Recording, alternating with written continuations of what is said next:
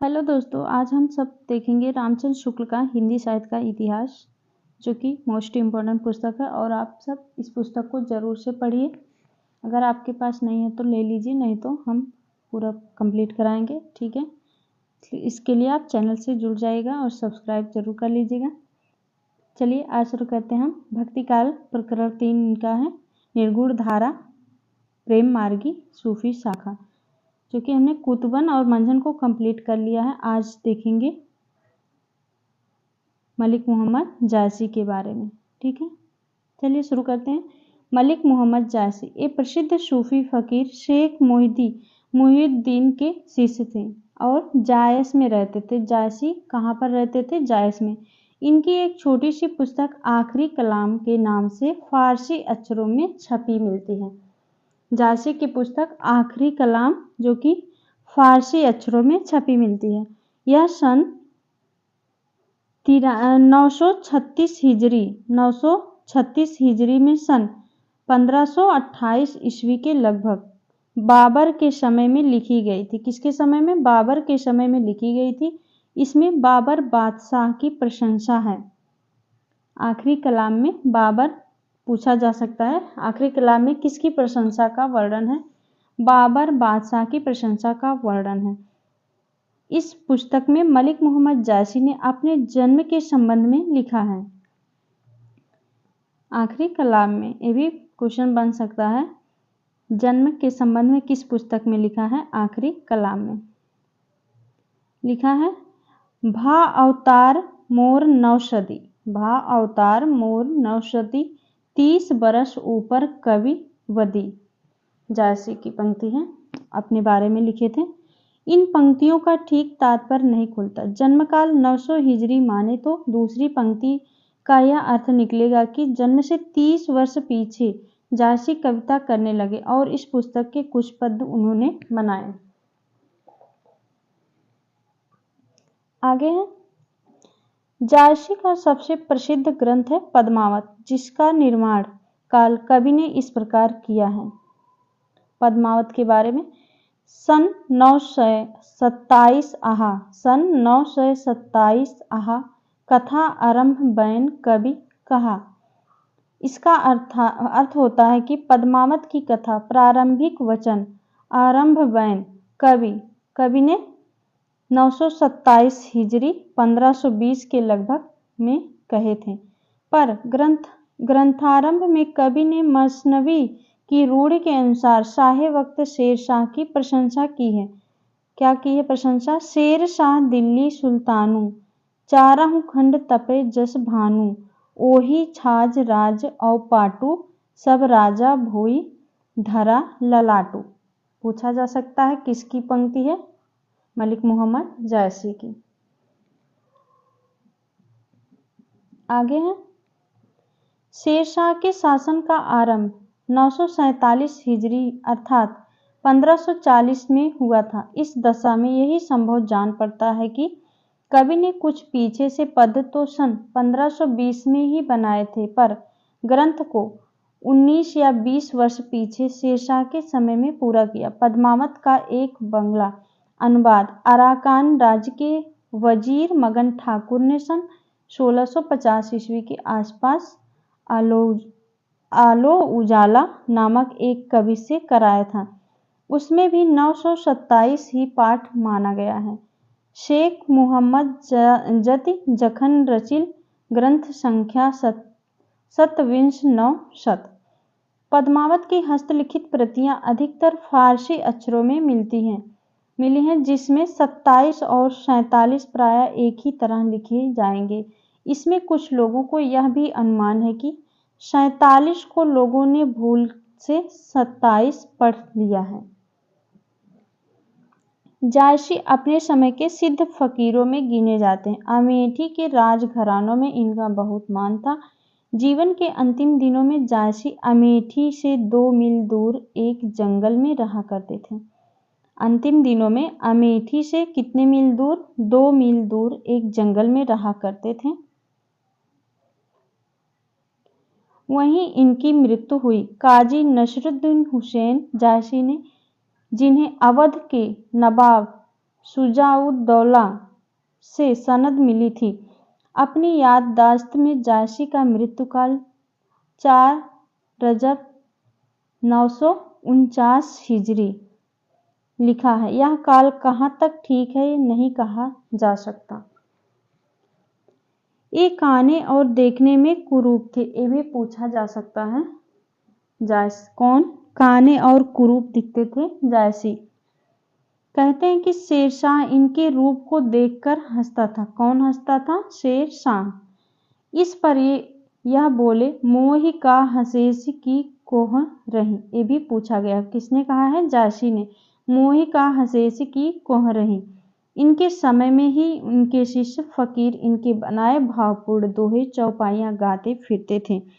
इन्होंने 3 पुस्तकें लिखी हैं। एक तो प्रसिद्ध पद्मावत, अखरावट, तीसरी है आखिरी कलाम। अखरावट में वर्णमाला के एक एक अक्षर को लेकर सिद्धांत संबंधी तत्वों से भरी चौपाइयां कही गई हैं। यहाँ से क्वेश्चन बना है रचनाओं के बारे में, किसमें क्या वर्णन है। अखरावट में क्या है? अखरावट में वर्णमाला के एक एक अक्षर को लेकर सिद्धांत संबंधी तत्वों से भरी चौपाइयां कही गई हैं। इस छोटी सी पुस्तक में ईश्वर, सृष्टि, जीव, ईश्वर प्रेम आदि विषयों पर विचार प्रकट किया गया है अखरावट में। अगला है आखिरी कलाम। आखिरी कलाम में कयामत का वर्णन है। यही पूछा गया है बार बार कि जायसी की कयामत का वर्णन किस रचना में है? तो आखिरी कलाम में कयामत का वर्णन है। जायसी की अक्षय कीर्ति का आधार, जायसी के यश का आधार क्या है? पद्मावत। ये भी पूछा गया है, जिसके पढ़ने से यह प्रकट हो जाता है कि जायसी का हृदय कैसा कोमल और प्रेम की पीर से भरा हुआ था। प्रेम के पीर के कवि थे जायसी। देख रहे हैं कितने सारे क्वेश्चन इतने ही दूर में हमको मिल रहा है और यहाँ से क्वेश्चन बने हैं परीक्षा में। इसीलिए कहते हैं कि पुस्तक को आप जरूर से पढ़िए। ठीक है, अभी आगे देखिए। क्या लोक पक्ष में, क्या अध्यात्म पक्ष में दोनों ओर उसकी गूढ़ता, गंभीरता और सरसता विलक्षण दिखाई देती है। कबीर ने अपनी झाड़ फटकार के द्वारा हिंदुओं और मुसलमानों के कट्टरपन को दूर करने का जो प्रयास किया वह अधिकतर चिढ़ाने वाला सिद्ध हुआ, हृदय को स्पर्श करने वाला नहीं।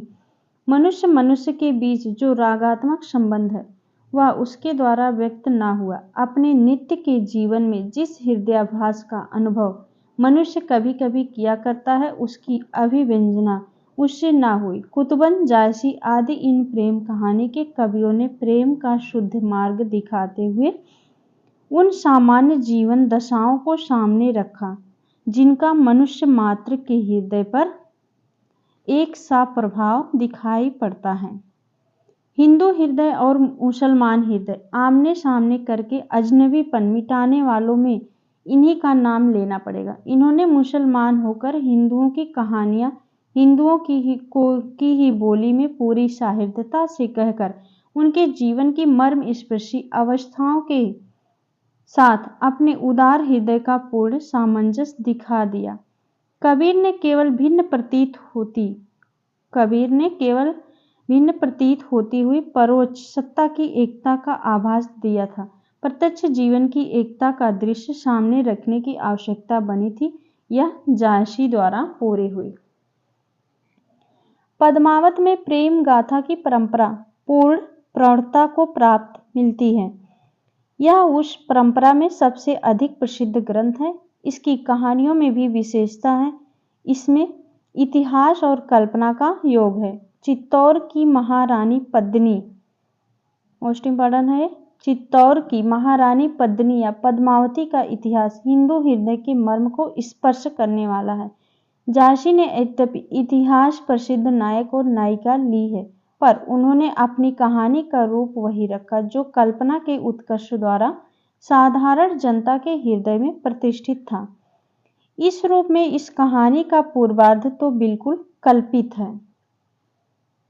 कहानी का पूर्वार्ध तो बिल्कुल कल्पित है और उत्तरार्ध ऐतिहासिक आधार पर है। पद्मावत का पूर्वार्ध बिल्कुल कल्पित है और उत्तरार्ध ऐतिहासिक आधार पर है। पद्मावती कथा संक्षेप में इस प्रकार है। क्या है, यहाँ से भी क्वेश्चन पूछा गया है कथा से।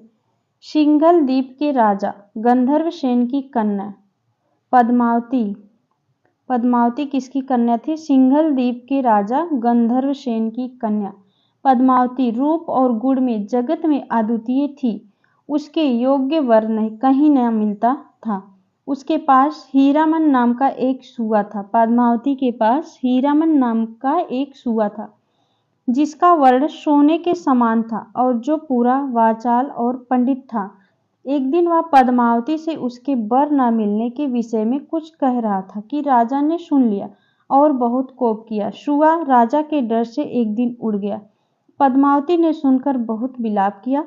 सूआ वन में उड़ता उड़ता एक बहेलिये के हाथ पड़ गया, जिसने बाजार में लाकर उसे चित्तौड़ के एक ब्राह्मण के हाथ बेच दिया। उस ब्राह्मण को 1 लाख देकर चित्तौड़ के राजा रत्नसेन ने उसे ले लिया था। सूआ को किसने खरीदा था? रत्नसेन ने। धीरे धीरे रत्नसेन उसे बहुत चाहने लगा। एक दिन जब राजा शिकार को गया, तब उसकी रानी नागमती ने, जिसे अपने रूप का बड़ा गर्व था, नागमती चित्तौड़ के रत्नसेन थे, उनकी पत्नी थी नागमती। नागमती ने, जिसे अपने रूप का बड़ा गर्व था, आकर सूए से पूछा कि संसार में मेरे समान सुंदरी भी कहीं है? किसने पूछा है? संसार में मेरे समान सुंदरी भी कहीं है? इस पर सूआ हंसा और उनसे सिंघल की पद्मिनी का वर्णन करके कहा कि उसमें और तुम में दिन और अंधेरी रात का अंतर है। दिन और रात का अंतर है। रानी ने इस भय से कहा कि यह सूआ राजा से भी न पद्मिनी के रूप की प्रशंसा करे, उसे मारने की आज्ञा दे दी। पर चेरी ने उसे राजा के भय से मारा नहीं, अपने घर छिपा रखा। लौटने पर जब सूए के बिना राजा रत्नसेन बहुत व्याकुल और क्रुद्ध हुआ, तब सूआ लाया गया और उसने सारी व्यवस्था कह सुनाई।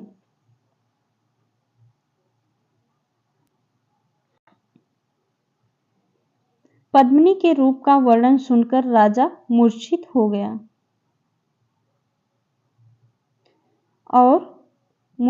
गया और अंत में वियोग से व्याकुल होकर उसकी खोज में घर से जोगी होकर निकल पड़ा। उसके आगे आगे राह दिखाने वाला वही हीरामन सूआ था और साथ में 16,000 कुंवर जोगियों के बेश में थे। कितने लोग थे साथ में? 16 हीरामन सूआ था और साथ में 16,000 कुंवर जोगियों के बेश में थे। कलिंग से जोगियों की यह दल बहुत से जहाजों में सवार होकर सिंघल की ओर चल और अनेक कष्ट झेलने के उपरांत सिंघल पहुंचा। वहां पहुंचने पर राजा तो शिव के एक मंदिर में जोगियों के साथ बैठकर पद्मावती का ध्यान और जप करने लगा और हीरामन सूए ने जाकर पद्मावती से यह सब हाल कहा। राजा के प्रेम की सत्यता के प्रभाव से पद्मावती प्रेम में विकल हुई। श्री पंचमी के दिन पद्मावती शिव पूजन के लिए उस मंदिर में गई, पर राजा उसके रूप को देखते ही मूर्छित हो गया। पद्मावती के रूप को देखकर कौन मूर्छित हो गया? रत्नसेन।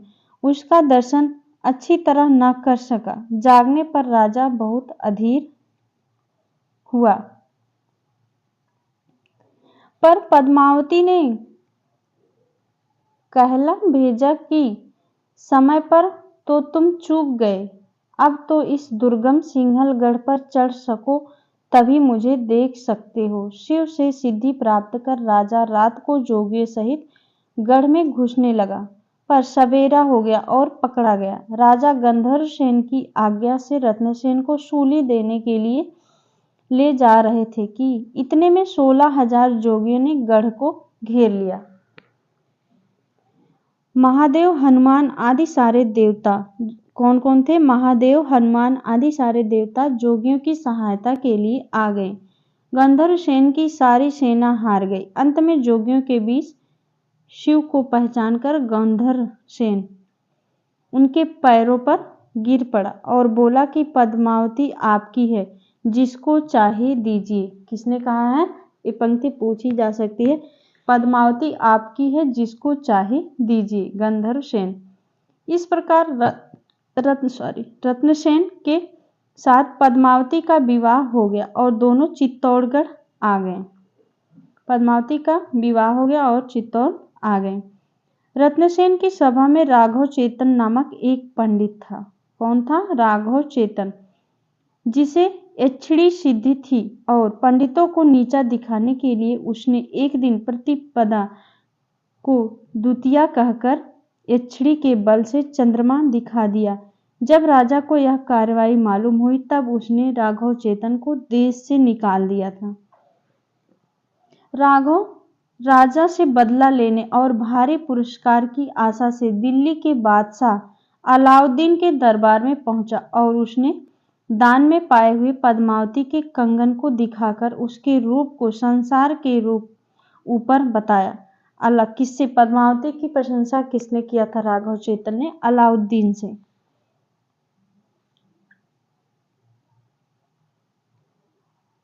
अलाउद्दीन ने पद्मिनी को भेज देने के लिए राजा रत्नसेन को पत्र भेजा, जिसे पढ़कर राजा अत्यंत क्रुद्ध हुआ और लड़ाई की तैयारी करने लगा। कई वर्ष तक अलाउद्दीन चित्तौड़ घेरे रहा पर उसे तोड़ न सका। अंत में उसने छलपूर्वक संधि का प्रस्ताव भेजा। राजा ने उसे स्वीकार करके बादशाह की दावत की। राजा के साथ शतरंज खेलते समय अलाउद्दीन ने पद्मिनी के रूप की एक झलक सामने रखे हुए एक दर्पण में देख पाई, जिसे देखते ही वह मूर्छित हो गया। अलाउद्दीन भी मूर्छित हो गया। प्रस्थान के दिन जब राजा बादशाह को बाहरी फाटक तक पहुंचाने गया तब अलाउद्दीन के छिपे हुए सैनिकों द्वारा पकड़ लिया गया और दिल्ली पहुंचाया गया। पद्मिनी को जब यह समाचार मिला तब वह बहुत व्याकुल हुई, पर तुरंत एक वीर छत्राणी के समान अपने पति के उद्धार का सोचने लगी। गोरा और बादल नामक दो वीर क्षत्रिय सरदार 700 पालकियों में सशस्त्र सैनिक छिपाकर दिल्ली पहुंचे और बादशाह के पास यह संवाद भेजा कि पद्मिनी अपने पति से थोड़ी देर मिलकर तब आपके हरम में जाएगी। आज्ञा मिलते ही एक ढकी पालकी राजा की कोठरी के पास रखी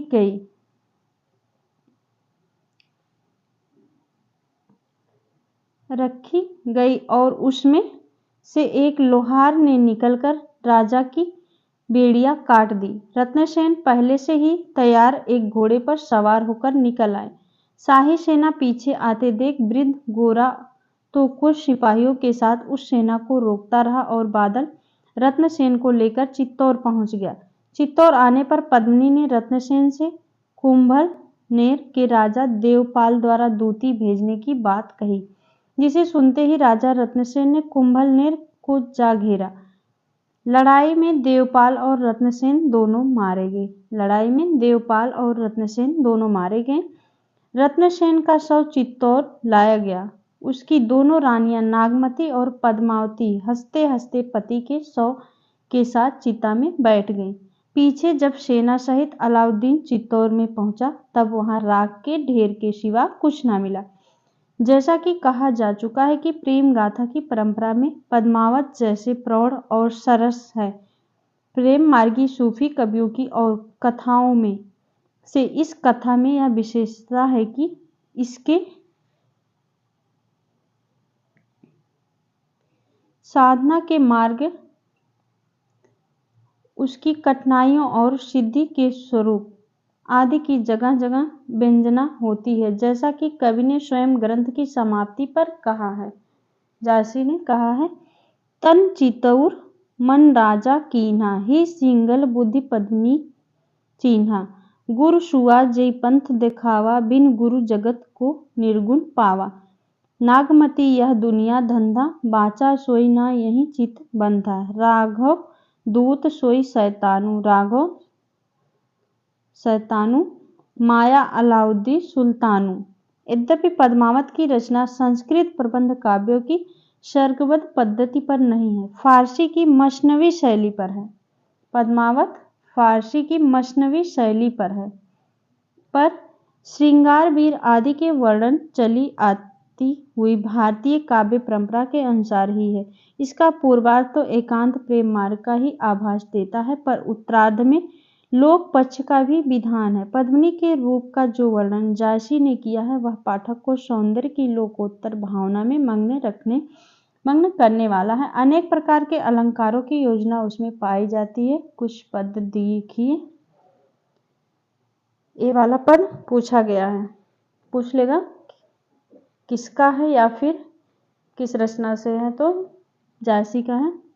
पद्मावत से सरवर तीर पद्मिनी आई, खोपा छोरी केश मुख लाई, शशि मुख अंग मलय गिरी वासा, नागिन झाँपि लीन चहु पासा, ओनहि घटा परी जग छाहा, शशि के शरण लीन जनु राहा, भूल चकोर दीठ मुख लावा, मेघ घटा मह चंद दिखावा। पद्मिनी के रूप के वर्णन में जायसी ने कहीं कहीं उस अनंत सौंदर्य की ओर जिसके विरह में यह सारी सृष्टि व्याकुल सी है, बड़े सुंदर संकेत किए हैं।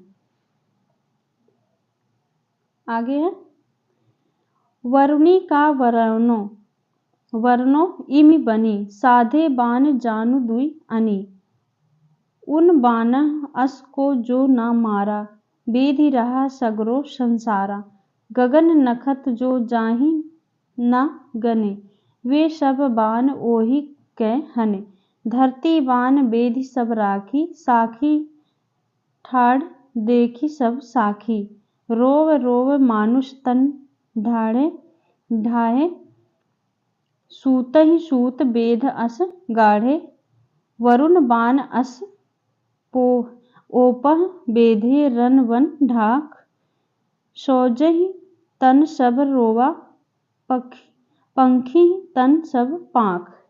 इसी प्रकार योगी रत्नसेन के कठिन मार्ग के वर्णन में साधक के मार्ग में विघ्नों, काम, क्रोध आदि विकारों की व्यंजना की है। क्या कहें, वो ही मिलान जो पहुँचे कोई, तब हम कहब पुरुष भल होई, है आगे पर्वत कै बाटा, विषम पहाड़ अगम सूठी घाटा, विच विच नदी खोह और नारा, ठावहि ठाव बैठ बट पारा। अगले कवि हैं उस्मान। हमने जायसी को कंप्लीट कर लिया और यहाँ से काफ़ी क्वेश्चन बनते हैं, इसलिए आप इसको ज़रूर से पूरा पढ़िए। ठीक है, जायसी का। अब उस्मान के बारे में हम कल बात करेंगे, आज हम सिर्फ जायसी के बारे में बात किए। ठीक है, उम्मीद है आपको यह ग्रंथ पढ़ के अच्छा लगा होगा। पद्मावत के बारे में आज हमने कंप्लीट कर लिया। अगर आपको अच्छा लगा तो प्लीज़ चैनल को सब्सक्राइब जरूर कर लीजिएगा, ताकि आपको हर वीडियो मिलता रहे। चलते हैं, नेक्स्ट वीडियो में मिलेंगे, तब तक के लिए बहुत बहुत धन्यवाद दोस्तों।